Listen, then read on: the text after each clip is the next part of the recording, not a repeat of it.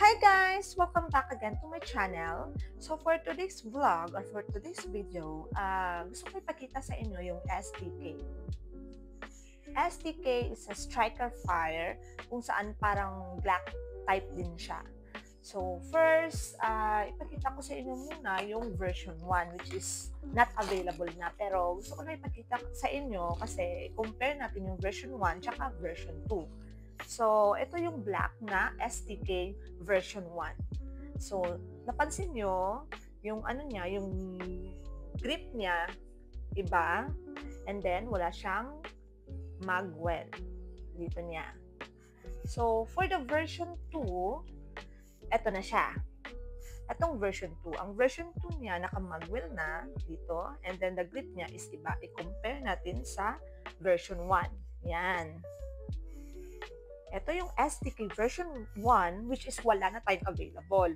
Gusto ko lang ipakita dito para makita ninyo yung anong difference between STK version 1 into STK version 2. So, yan. So, let's talk about STK version 2. Same pa rin yung ano niya, yung appearance niya, except this one and the grip. Yan. Ito yung magazine niya. It's 17 rounds. So, kapag meron kang Glock 17 na magazine, pwede ito fit siya sa STK 9mm. Yan.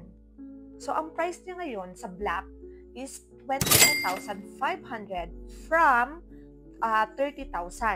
So, nag-discount siya until December 23, 2020. Yan. So, ito, magazine niya and grip niya. Yan, kasahin natin. Siyempre, matigas talaga yung recoil pa niya kapag bago. Yan. Kaya siya tinatawag na striker fire kasi wala siyang safety. Ang safety niya is sa trigger niya. Yan. Yan. Meron kaming house gun ito sa range. Maganda din na siya gamitin actually. Sa girls, pwede din siya. Maganda talaga siya gamitin. Yan. So, ito yung black na STK version 2. Kapag out of the box niya, pag na-purchase nyo na ito, ang free niya is 1 magazine only. So, wag na kayong magulat guys kapag sa Rock Island, isa lang magazine. Kasi sa market ng Rock Island, isang magazine lang talaga ang free. Yan, STK version 2.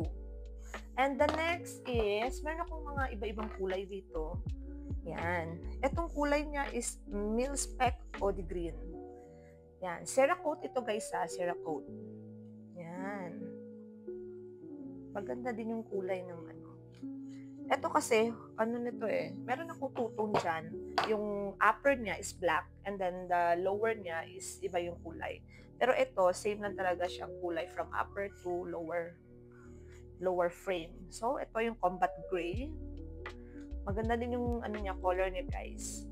Mas maganda din yung ano, yung grip niya actually pala sa version 2. Kasi kapag, syempre, kapag magputok ka, di ba yung kamay natin mabasa? Medyo sweat yung kamay natin. So, ito, at least man lang, rough yung grip niya. So, okay lang. Maganda siyang hawakan. Yan. Yan. Maganda. So, ito yung ibang kulay. Mamaya, if-flash ko yung video niyan, yung available na mga kulay nito. Actually, marami itong kulay, guys. Hindi ko lang isa-isa pakita sa inyo kasi baka abutan kayo ng shop-shop. So, yan. Ito yung sinasabi kong upper. Upper niya is black. Yan. And then, yung grip dito, yung lower part niya, lower frame niya. And then, okay din siya. Pero, lagyan mo ito ng scope. Meron siya. Actually, meron kaming red dot noon. It's 10,500. But, unfortunately, naubos na. So, for now, nag-order pa kami doon. Hindi pa namin alam kung kailan magdano. Yun. So, STK version 2. Yan, iba-ibang kulay. Kasi dito, ito pala baka maano kayo ito kasi may item number ito lahat. Yan. So, ang ano nito is Eau-de Green / Armor Black. Eau-de Green ito, tapos ito Armor Black. And then, this one also. Armor Black, ang sa upper niya, sa slide, and then sa frame niya, sa lower frame, it's Coyote Tan. Yan. Yan.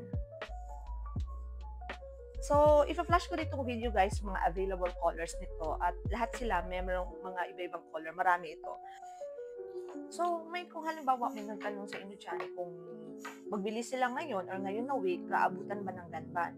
The answer niyan guys is yes, maabutan. Kasi, merong mga, ngayong December kasi maraming holidays yung FEO. So, doon na lang tayo, doon kami nagbe-base sa FEO kung kailan nila, halimbawa, mabilis nilang mag-click, mabilis yung maglabas ng reference, mas mabuti kasi mabilis din yung pag-aasikaso natin yan. Kasi meron tayong RCSU 11 na mabilis mag-print ng card tsaka mag-validate.